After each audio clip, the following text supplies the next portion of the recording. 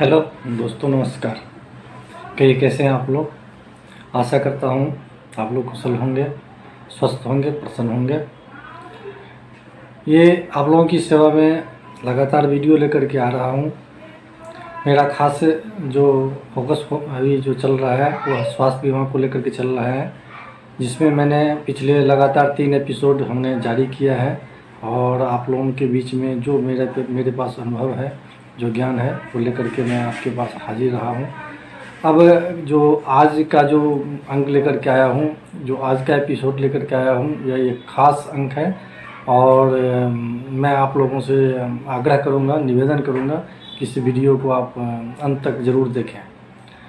मित्रों, ये जो स्वास्थ्य बीमा संबंधित जो हमने चर्चा प्रारंभ करी है, इसमें जो स्वास्थ्य बीमा है वो इसके बारे में आपको विशेष रूप से जानना अति आवश्यक है, क्योंकि आज की जो नीड है, जो खास करके जो फिनंशियल सुरक्षा की बात जो चल रही है, तो हम फिनंशियल हम कैसे सुरक्षित रह सकते हैं।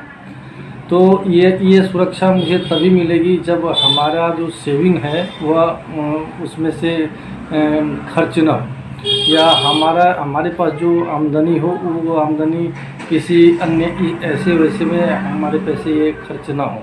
इसलिए हमें कुछ ऐसे प्लान करके चलना है कि जो हमारी सेविंग है वो भी बची रहे और मैं सुरक्षित भी रहूं, मेरा स्वास्थ्य भी सही रहे, मेरे परिवार के लोग भी सही रहे और हमारे जीवन में आने वाले सारे जो भी काम है, चाहे वो घर बनाने वाला काम हो, लड़की की शादी करने वाला काम हो, चाहे बच्चों की अच्छी परवरिश करने की बात हो, या कोई इस तरह का जो भी हो, जो जिसकी जो प्लानिंग है, उस प्लान में वो कोई बाधा ना आए, कोई दिक्कतें ना आए। इसके लिए मैं ये आप लोगों से कहूँगा कि ये सबसे जो बड़ी प्रॉपर्टी है वो आपका शरीर है, आपका स्वास्थ्य है। आप यदि स्वस्थ हैं तो और आपकी जो तबीयत यदि आपकी सही रहती है, तो आप कोई भी समय में, किसी भी परिस्थिति में आकर के आप उसको आप झेल सकते हैं और किसी भी समस्या का आप निदान निकाल सकते हैं। तो मेरा फोकस स्वास्थ्य बीमा से संबंधित ही है। तो मैं आज खास करके स्वास्थ्य बीमा से संबंधित ही मैं चर्चा करने वाला हूँ।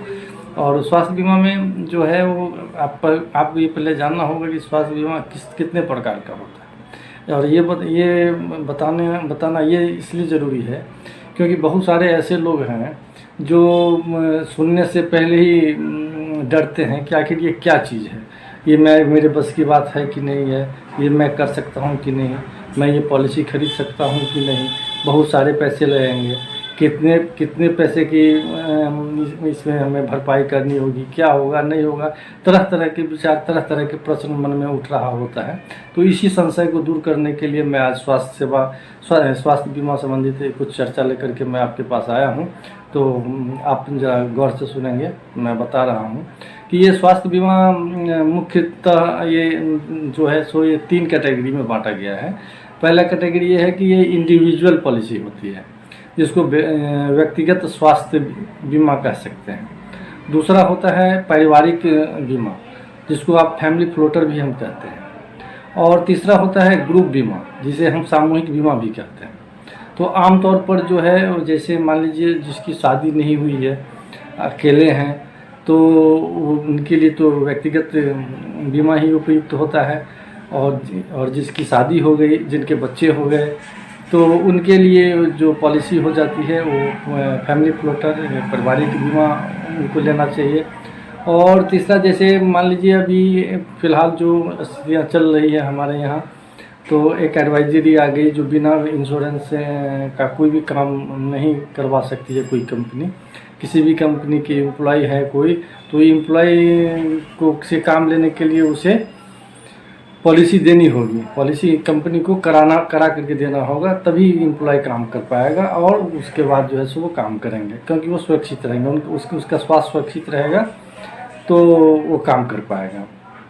तो ये सामूहिक बीमा में आ जाता है, जिसे आप ये सार्वजनिक जो उद्यम है, जो उपक्रम है, जो व्यवसायिक प्रतिष्ठान है, अब चाहे वो कोई दुकान है, कोई शोरूम है, क्या कहते हैं, मॉल है, फैक्ट्री है, ऑफिस है, दफ्तर है, इस सब में जो 25, 50, 100, 200, 1000, 2000, 5000 आदमी काम करते हैं, उन सब के लिए ये जो है ये ग्रुप इंश्योरेंस होता है, स्वास्थ्य बीमा होता है, जो कंपनी करके देती है। उसमें भी 2 कैटेगराइज है कि ऐसा सिस्टम है, शायद आप जानते होंगे, जिनकी सैलरी कम होती है उसे ESI सर्विस प्रोवाइड किया जाता है, और जिनकी सैलरी ज़्यादा होती है उनके लिए स्वास्थ्य बीमा का प्रावधान किया गया है। तो आमतौर पर मैं आपसे रूबरू होना चाह रहा हूं कि आप इन बातों को जानिए पहले कि व्यक्तिगत स्वास्थ्य बीमा क्या है और पारिवारिक स्वास्थ्य बीमा क्या है। व्यक्तिगत स्वास्थ्य बीमा में ऐसा है कि आप व्यक्तिगत रूप से आप इंश्योर्ड होते हैं, व्यक्तिगत रूप से आपकी वैल्यू लगती है, मतलब आपकी वैल्यू मतलब आपके इंश्योरेंस की वैल्यू लगती है। सपोज मैं अपना पॉलिसी कराना चाहता हूँ, तो मेरी उम्र 25 साल है, मान के चले, ऐसा नहीं है, मेरी उम्र 46 साल है, मेरी उम्र 25 साल है और मैं बीमा कराना चाहता हूँ, और मेरा सम इंश्योर 2 लाख होगा, तो 2 लाख का पॉलिसी मैं कराना चाहता हूँ, तो मेरे नाम से पॉलिसी होगी और सिर्फ उसमें मैं इंश्योर होऊंगा, मेरे और कोई इंश्योर नहीं होंगे। इसको आप व्यक्तिगत स्वास्थ्य बीमा कह सकते हैं और कहते हैं। दूसरा होता है जिसमें मैं भी उसमें इंश्योर होता हूँ, मेरी पत्नी भी इंश्योर होती है, मेरे बच्चे भी इंश्योर होते हैं, मेरे पेरेंट्स भी उसमें इंश्योर होते हैं। तो इसे हम फैमिली फ्लोटर पॉलिसी कहते हैं, जिसे हम पारिवारिक स्वास्थ्य बीमा कहते हैं। और ग्रुप के बारे में तो मैंने आपको बता ही दिया। तो वास्तविकता यह है कि आप पॉलिसी के बारे में ये बात जान लीजिए कि ये पॉलिसी किसके लिए कैपेबल है और किसके लिए नहीं है। तो मैं जो आपसे ये इस विषय को लेकर के कहना चाहता हूँ कि यह पॉलिसी सभी के लिए एप्लीकेबल है। आप यदि साल के मात्र 4000 रुपया खर्चा कर सकते हैं, 4,000 साल का मतलब ये हो गया 300-350 रुपये महीने का खर्चा हो गया। यदि आप कर सकते हैं तो भी आप 3 लाख रुपये या 2.5 लाख की पॉलिसी आप ले सकते हैं। आपकी स्वास्थ्य की सुरक्षा के लिए 2-2.5-3 लाख की पॉलिसी आपको ये 4000 रुपये सालाना देने के बाद आपको मिल सकती है। तो ये लाभ है कि आप व्यक्तिगत रूप से चाहे भी तो आप पॉलिसी ले सकते हैं। लेकिन एक बात ये मैं बता दूं कि जब आप शादीशुदा हों, आपके बच्चे हों, तो व्यक्तिगत बीमा उन्हें नहीं लेना चाहिए। उन्हें पारिवारिक स्वास्थ्य बीमा लेना चाहिए, ताकि आप भी उसमें इंश्योर्ड हों, पत्नी भी आपके इंश्योर्ड हो, बच्चे भी इंश्योर्ड हो, ताकि इसका लाभ सबको मिल सके। तो मेरा ये कहना था कि ये पॉलिसी जो है पारिवारिक स्वास्थ्य बीमा जो है, इसमें इंश्योरेंस यदि आप करवाते हैं तो एक बात ज़रा ध्यान रखना चाहिए कि यदि आप कम से कम 5 लाख की पॉलिसी कराते हैं तो ये आपके लिए ज़्यादा बेनिफिशियल है, ज़्यादा लाभदायक है। 5 लाख से यदि आप कम का पॉलिसी कराते हैं तो उसमें कुछ ऐसे कंडीशंस इंश्योरेंस कंपनी ने लगा रखी है कि उस समय में जो सुविधा आपको मिलनी चाहिए उस सुविधा में आपकी कटौती हो जाती है। और होता यह है कि कुछ पैसे आपको अपने जेब से भी देने पड़ सकते हैं। सपोज मान लीजिए आपने 4 लाख की पॉलिसी कराई है और मैं एग्जांपल में मैं किसी को भी ले सकता हूँ। किसी ने 4 लाख की पॉलिसी कराई और उनके परिवार के कोई भी सदस्य बीमार पड़ गए और उनको ले जाया गया अस्पताल में, तो उन्हें एक 1 स्टैंडर्ड AC रूम उपलब्ध कराया गया और पता चला कि उस रूम की जो कीमत थी, जो 1 साल का जो किराया था, वह 7,000 रुपया था, जबकि इंश्योरेंस कंपनी पे करने के लिए 1.25% ही कैपेबल थी। तो जो उसके अलावे पैसे बने, मतलब 4 लाख की पॉलिसी है तो 4,000 रुपया ये हो गए, लगभग 4,500 रुपया इंश्योरेंस कंपनी देगी। बाद बाकी 7,500 का यदि रूम है तो 3,000 रुपया उसे प्रति दिन के हिसाब से जोड़ करके बीमित व्यक्ति को देना पड़ा कि उनके परिजन को देना पड़ा। तो ये स्वास्थ्य बीमा है यदि आपके पास, यदि आप लेते हैं तो उसका क्लेम कैसे किया जाना चाहिए, नहीं किया जाना चाहिए, इन सारे पहलू पर भी आपको विचार करना चाहिए और इसके बारे में किसी एक्सपर्ट से आपको राय लेकर के ही काम करना चाहिए। और खास करके मैं बता देता हूँ, यदि आपके पास पॉलिसी है तो मैं आपको ये बताना चाहता हूँ कि पॉलिसी यदि है और यदि इन केस ईश्वर न करे किसी के साथ क्लेम की नौबत आए, लेकिन यदि क्लेम आता है तो इन केस यदि क्लेम आता है तो पॉलिसी आप निकालिए, पॉलिसी आपको मिली होगी, पॉलिसी आपके पास होगी, चाहे सॉफ्ट कॉपी होगी चाहे हार्ड कॉपी होगी, आप पॉलिसी निकालिए। पॉलिसी में helpline number, customer care service number भी दिया रहता है, आप उनसे संपर्क कीजिए। वह आपको नियर अबाउट आस-पास का जो हॉस्पिटल जो नेटवर्क में होता है, उस हॉस्पिटल के नंबर और एड्रेस आपको वो कस्टमर केयर सर्विस से आपको मिल जाएगी और आप वहाँ संपर्क कीजिए और वहाँ जाकर के आप इलाज कराइए, उसमें आपको कोई असुविधा नहीं होगी। और एक बात और ध्यान रखिए, जो पॉलिसी स्वास्थ्य बीमा में एक बहुत बड़ी फीचर्स है जिसका लाभ बहुत लोग नहीं भी उठा पाते हैं और वो नुकसान हो जाता है, जिसको आप कहते हैं प्री एग्जिस्टिंग कवर। तो ये प्री एग्जिस्टिंग कवर जो होता है, ये जो पॉलिसी जिसकी 2 साल 3 साल 4 साल पॉलिसी चली आ रही होती है, उसकी पुरानी बीमारी का कवर हो जाता है। लेकिन जो नए फ्रेश पॉलिसी वाले होते हैं उनको कवर नहीं होता है। तो इसलिए जितनी यदि आप लेट कर रहे हैं पॉलिसी लेने में, तो इसका मतलब यह है कि आप चांस लूज कर रहे हैं। क्योंकि अक्सर आप देखेंगे कि 45-46 साल के बाद लोगों के शरीर में बहुत तरह की तकलीफ़ें होनी शुरू हो जाती है। किसी का शुगर बढ़ जाता है, किसी का ब्लड प्रेशर बढ़ जाता है, किसी का हर्निया हो जाता है, किसी को कुछ हो जाता है, किसी को कुछ हो जाता है। क्योंकि शरीर एक मशीन है और मशीन चलते चलते अपना काम करती तो है, लेकिन उसमें कोई ना कोई पार्ट्स ऐसा होता है जो काम करना प्रॉपर ढंग से बंद कर देता है। इसीलिए ऐसा होता है कि जब पॉलिसी आप लेते हैं तो फर्स्ट ईयर जब आप पॉलिसी लेते हैं, जिस साल लेंगे उसी साल आपको सारे जो क्लेम अप्लीकेबल होता है वो कवर नहीं होता है, वो आपको नहीं मिल पाएगा। उसके लिए आपका वेटिंग पीरियड होता है। आपको मालूम होना चाहिए कि 48 महीने तक वेटिंग पीरियड होता है डीडीज का। आप फर्स्ट ईयर जब आप पॉलिसी लेते हैं, तो जानकारी मैं बता दूँ, फर्स्ट ईयर जब आप पॉलिसी लेते हैं तो आज जिस दिन से आप पॉलिसी लेंगे उस दिन से लेकर के 25 दिन तक तो आपका कोई कवर नहीं होता है। वो कवर से क्या होता है कि यदि एक्सीडेंटल में यदि कोई एक्सीडेंट हो जाता है, कोई गाड़ी से कि कुछ इस तरह से किसी का हाथ टूट जाता है, पैर टूट जाता है या कुछ इस तरह का डैमेज हो जाता है, तो वो क्लेम कवर होता है। अदरवाइज 25 दिन के बाद वह पॉलिसी अप्लीकेबल होती है, वह पॉलिसी उसके बाद वो अप्लीकेबल। उसके बाद वो 1 साल तक जो इंटरनल सिजेरियन होता है, जैसे मान लीजिए कहते हैं उसको पथरी हो जाना किसी का, तो पथरी का ऑपरेशन कराएंगे तो क्या मुझे मिलेगा? तो नहीं, आपके इंश्योरेंस जो पॉलिसी आपको मिली हुई है उसमें डिक्लेयर किया गया होगा 1 साल तक आपको पथरी के ऑपरेशन का नहीं मिलेगा। 2 साल तक आपको हर्निया का नहीं मिलेगा, हर्निया का ऑपरेशन का नहीं मिलेगा, और गले से ऊपर तक का ENT का प्रॉब्लम यदि कोई ऐसी है तो नहीं मिलेगा। हाँ, एक्सीडेंटल में यदि कुछ सडनली होता है तो दैट टाइम वो कवर होता है।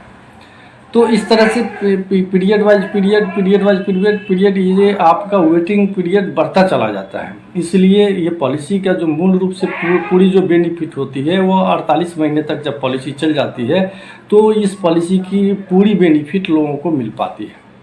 इसलिए मैं आपसे विनम्र आग्रह करना चाहूँगा कि यदि अभी तक आपने स्वास्थ्य बीमा नहीं कराया है तो अविलंब स्वास्थ्य बीमा कराएं और इसका लाभ उठाएं। हाँ, एक और जानकारी दें, बहुत ही क्षण करके समाचार हमारे सामने आया है और शायद आप लोग भी सुने होंगे कि अक्टूबर 2020 से स्वास्थ्य बीमा का जो प्रीमियम है वह प्रीमियम इंश्योरेंस कंपनी के द्वारा बढ़ाया जा सकता है और इस जो बढ़ाने का जो क्वांटिटी जो हो सकती है वो 20% से लेकर के 25% तक हो सकता है।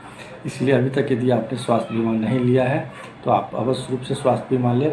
और विशेष रूप से मैं चर्चा करना चाह रहा था कि जैसे किसी के पास यदि ग्रुप हेल्थ इंश्योरेंस है, आप सोच रहे होंगे जो किसी कंपनी के एम्प्लॉय हैं और ग्रुप हेल्थ इंश्योरेंस है उसको क्या दरकार है कि भाई ये पॉलिसी ले या नहीं ले। नहीं भाई साहब, मैं आपको एक बात बता देता हूँ, ग्रुप हेल्थ पॉलिसी जो होती है, किसी भी ग्रुप हेल्थ पॉलिसी में यदि आपका नाम है तो वह पॉलिसी ट्रांसफरेबल नहीं होता है। पोर्टेबिलिटी बेनिफिट उस पॉलिसी में नहीं होती है। सपोज मैं किसी कंपनी में काम कर रहा हूँ 3 साल से या 4 साल से और मुझे वह कंपनी ग्रुप हेल्थ इंश्योरेंस दे रही है, पता चला कि अब मेरी उस कंपनी में नौकरी नहीं है, नौकरी मेरी चली गई, तो अब क्या करेंगे? तो अब जो दूसरी कंपनी मैंने ज्वाइन किया है उस कंपनी में हेल्थ पॉलिसी मुझे नहीं दिया जा रहा है या उसमें ऐसा कंडीशन है कि हम हेल्थ पॉलिसी आपको नहीं देंगे, आपको खुद कराना पड़ेगा। तो यदि हम खुद हेल्थ पॉलिसी कराते हैं तो एक नई फ्रेश पॉलिसी बनेगी और कवरेज जो है कवरेज भी जो है वो स्टार्ट होगा, जिसमें प्री एग्जिस्टिंग कवर आपको हमें नहीं मिलेगा। जो पुरानी बीमारी हमारे साथ हो रही होगी, जो दिक्कतें आ रही होगी, उस चीज़ का कवर हमें उस पॉलिसी में नहीं मिल पाएगा। इसलिए यदि आपके पास ग्रुप हेल्थ पॉलिसी है तो भी, ना है तो भी, आपको अपना इंडिविजुअल व्यक्तिगत स्वास्थ्य बीमा या पारिवारिक स्वास्थ्य बीमा पॉलिसी आपको ले लेना चाहिए। और विशेष बहुत तरह की पॉलिसी है, व्यक्तिगत स्वास्थ्य बीमा में भी और पारिवारिक स्वास्थ्य बीमा में भी बहुत सारी इंश्योरेंस कंपनी की बहुत सारी पॉलिसी है, जिस पॉलिसी की यदि गणना किया जाए तो दर्जनों में है। तो मैं बारी बारी से एपिसोड टू एपिसोड हर एक इंश्योरेंस कंपनी का तो नहीं, लेकिन मैक्सिमम कई ऐसी इंश्योरेंस कंपनी जिसका नाम अभी मैं नहीं लेना चाहता, लेकिन कई इंश्योरेंस कंपनी की जितनी भी सारी पॉलिसी है, जो जैसे व्यक्तिगत स्वास्थ्य बीमा हो चाहे पारिवारिक स्वास्थ्य बीमा हो, बीमा वाइज बीमा, जो प्लान वाइज प्लान मैं आपके बीच लेकर के आऊँगा। किस पॉलिसी की क्या खासियत है और किस पॉलिसी में कितना क्या ज़्यादा मतलब गुण अवगुण है और आपके लिए कौन सी पॉलिसी उपयुक्त है, ये सब जानकारी मैं आपके सामने लेकर के आऊँगा। फ़िलहाल यदि स्वास्थ्य बीमा संबंधित किसी तरह की जानकारी आपको चाहिए तो मेरे इस वीडियो के नीचे मेरा नंबर डिस्प्ले हो रहा है, उस नंबर पर आप मुझसे संपर्क करेंगे। मैं हर संभव प्रयास करूंगा कि आपके हर एक प्रश्नों का जवाब दूं और आशा करता हूं कि यह वीडियो आपको बहुत अच्छा लगा होगा। और यदि आपको यह वीडियो अच्छा लगा है तो आप ज़रूर इसको लाइक करेंगे और शेयर करेंगे, और YouTube चैनल पर यदि आपको नज़र आए तो आप इसे सब्सक्राइब भी करेंगे और आप इसी तरह प्रोत्साहित करते रहें। लगातार आपने हमें प्रोत्साहित किया है, तो इसके लिए मैं आपका सदा आभारी रहूँगा। और यदि आपने मुझे प्रोत्साहित करता रहा तो मैं विभिन्न विषयों को लेकर के आपके सामने आऊँगा और इसी तरह से रूबरू होता रहूँगा। आज के लिए बस इतना ही। बहुत बहुत धन्यवाद। नमस्कार।